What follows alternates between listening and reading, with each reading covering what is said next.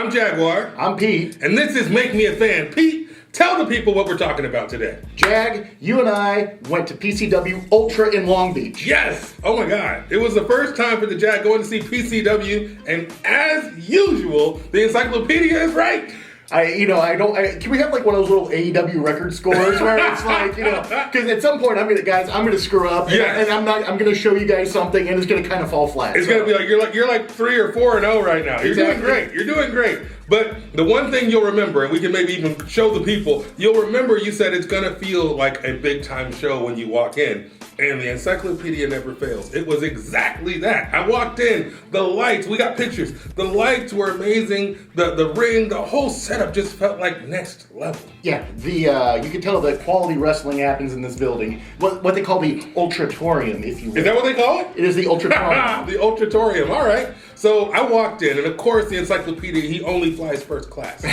The encyclopedia, maybe second class, second row. Yeah. We're second row. So we're VIP. I'll tell you the story sometime about when Brody laid on me in a War Beast match when I sat front row and I never sat front row. Never sat front row again. All right. So second row, okay? So I was going to say we're like the West Coast Ric Flair, but you're more like, I don't know, who's Ric Flair's son? Telly Blanchard?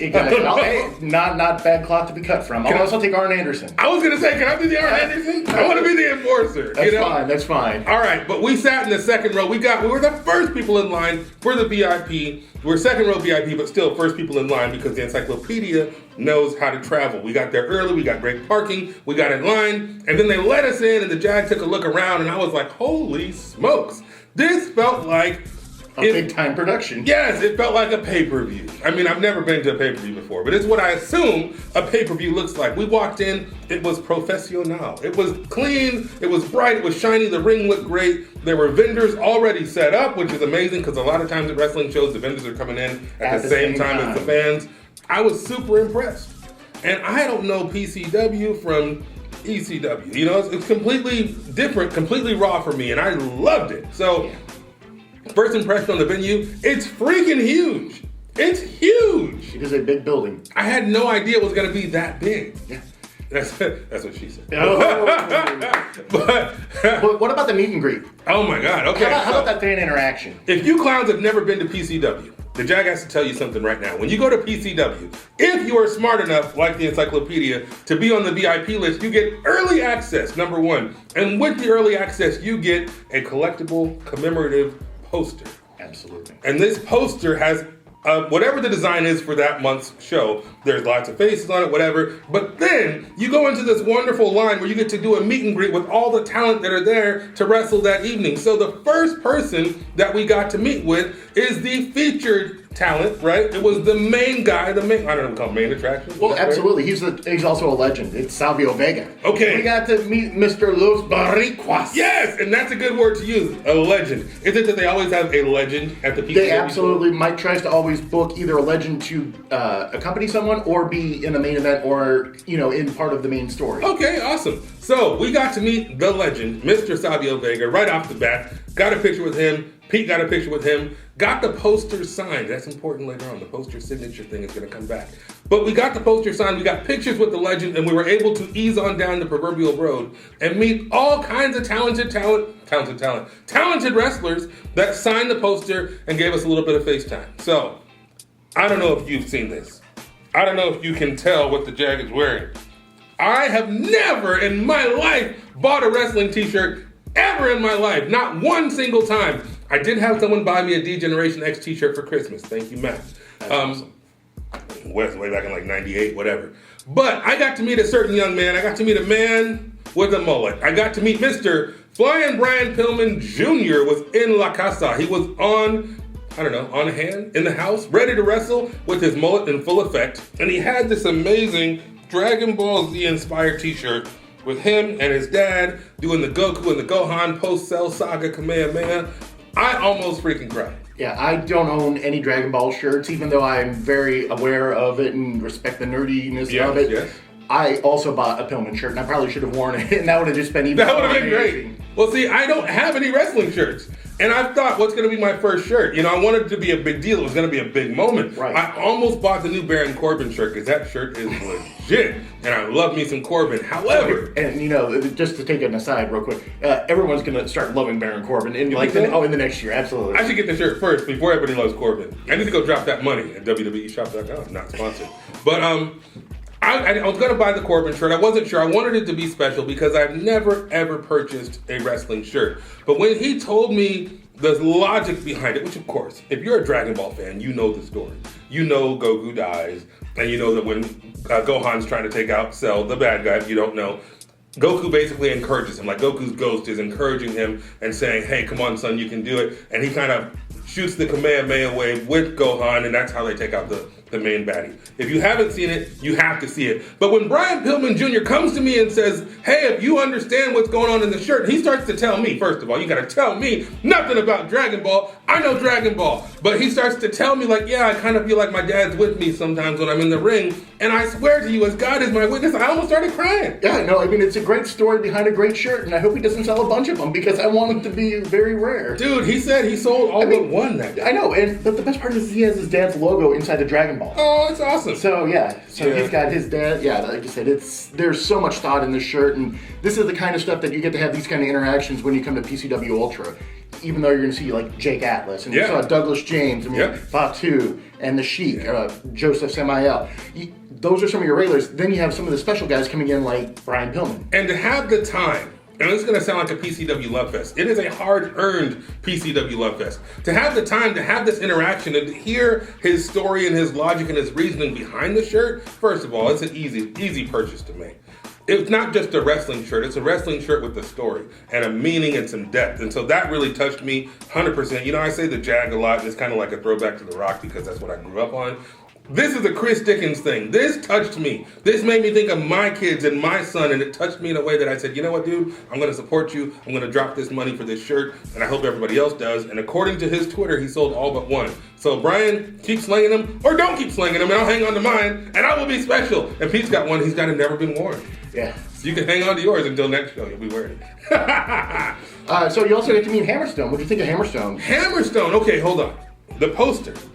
Everybody signs the poster. So you literally get to meet every individual wrestler, talent, valet, whatever, manager, and they all sign them. Do me hands in the camera. They all sign the poster, people. So if you would love to have a collection of signatures, this is the place to go. Now, Hammerstone, I have a problem when it comes to meeting most wrestlers. All right? I talk with my hands too much. That's not the problem. I have a problem that I am a huge mofo. And so when I stand next to most wrestlers, I feel like I'm dwarfing these guys. The Jag is 6'3". It starts with the 3. I'm not proud of that. I will work on that. But the Jag's huge. And so when I stand next to like Jake Atlas, Jake is in phenomenal shape. He's a good guy. He's a strong guy. Douglas James, great shape. Big guy, strong guy. But next to the Jag, small guy. They're small. Mr. Hammerstone, however, is a big guy. Holy smokes, homeboy. He hits the gym on a regular basis. He has plenty of protein powder in his bag. Oh boy's traps, the trapezius, were huge. And I was like, yo, I'm still taller than him. But dude is yoked up like that. When I freaking draw myself as a comic book character, I draw myself looking like freaking Hammerstone because he looks like a superhero. Absolutely. He looks like the muscle of whatever, X-Force, Avengers Dream Team you want to come up with. He looks like that guy. He's in Contra unit right now with Joseph Samael. Oh, really? Yeah. Okay, sweet. See, I'm rambling. The encyclopedia knows. All right, who else did we talk to? Unfortunately, she was injured, but you finally got to meet the one and only. Yes! Zeta Zhang. I don't know if I'm pronouncing that right. I know my Chinese pronunciations are not what my Korean pronunciations are.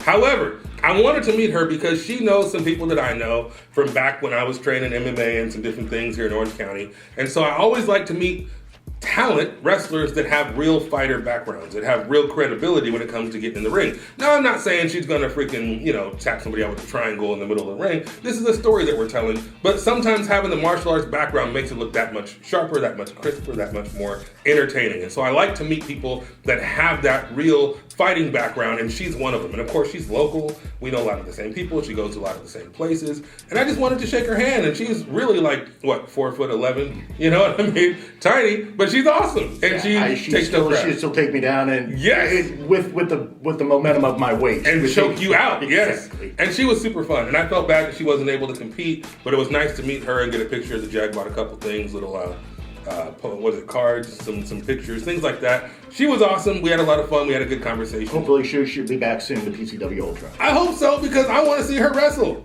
Yes. I felt like we got, not robbed, I guess, because it was an injury and we can't plan those sorts of things, but I really enjoyed meeting her. She was super cool. This guy, now see, America, as you're watching this show, the encyclopedia is going through Pete's Picks, hashtag Pete's Picks. Pete's Picks are amazing. He takes so many freaking pictures at a show. He like reloads. He's got like a bandolier of freaking memory cards. And he's reloading memory cards because he takes so many freaking pictures. But as we're talking about this, he's scrolling through the pictures to kind of prompt us on who we talked to and who we met. And this guy, Mr. What is he called? The Mad King? The Mad King. The Mad King. What is it, Eddie Kingston? Eddie Kingston. Eddie Kingston is a man that is not to be trifled with. If you are not watching NWA Power, you should turn this off right now and search NWA Power and watch every episode up until right this minute, because it is super freaking entertaining. And last week's episode, not this past Tuesday, but last week Tuesday, Mr. Eddie Kingston, the Mad King himself, cut a promo that touched me in my deepest of promo love region. That sounded dirty. Touched my heart. Your promo loving heart. My promo loving heart touched my promo loving heart, because this man took it to the next level. You see, what I like more than anything when it comes to a promo is intensity. And Mr. Kingston just grabbed the mic. He pulled a Kanye. He's like, give me that. Got in the camera, talked his trash, called out his opponent, and went back to minding his damn business. I was so impressed. I had to shake his hand and tell him that I loved his promo. And he actually seemed to appreciate the feedback. So, I mean, you've met him a few times, right? I have, and I also told Eddie that I was so proud of his first promo on the first NWA Power, where he just had that camera there and he just had that 1,000-mile stare into the camera, where he just looked like a stone cold killer, and you can't convey that kind of, like, that doesn't happen anymore in wrestling. No. Like, you need that, and that's why this guy is just top of the charts. Him and Homicide. Yes. Now, here's the thing. You say it doesn't happen very much. I think that one of the reasons it doesn't happen is because the shows, the director, whomever, doesn't allow time for things like that to actually marinate. They don't give the time for things like that to develop, because it's just chop, chop, chop, chop. We got to get to the next segment. Exactly. We got to get to the next segment. We've got another match coming up. We got an interview. We got a VTR. We got to show some pre-roll package. Even in the ring, I feel like it's spot. So we'll get to that too, because we're going to critique some of the stuff that's been going on. But yeah, he was amazing. Mad King was awesome. You got your guy. What was that guy's name? Christian Cole. He was super entertaining. I always kind of want to check out what the announcers are doing and what the ring announcers and the commentators are saying, because I feel like I'm a pretty good talker.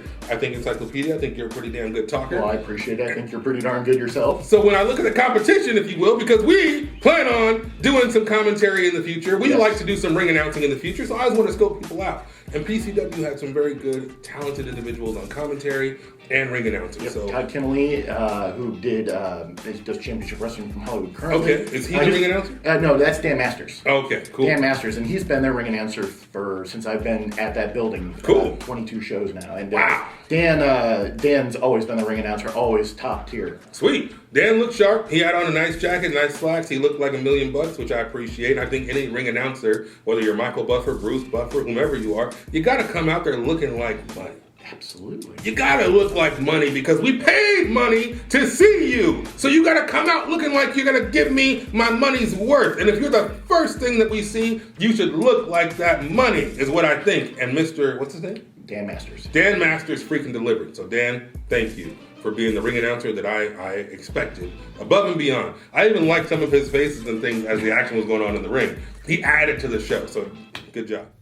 Hey guys, so what'd you think of that first part of our video? We're trying something different here, where we're gonna go ahead and we're gonna break up the videos into smaller content so that it's a little bit more watchable.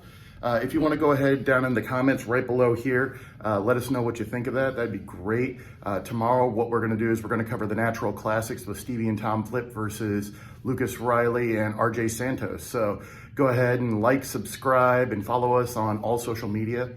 You can follow us on Make Me a Fan 316 on Twitter, Make Me a Fan 316 on Instagram, and Make Me a Fan 316 on YouTube. So go ahead and use that bionic elbow, baby, and drop it on the subscribe button, and go ahead and kick the bell so that we go ahead and you get the alarm when the next episode comes up. Spoiler alert, it's gonna be tomorrow. Thanks guys, we'll see you tomorrow.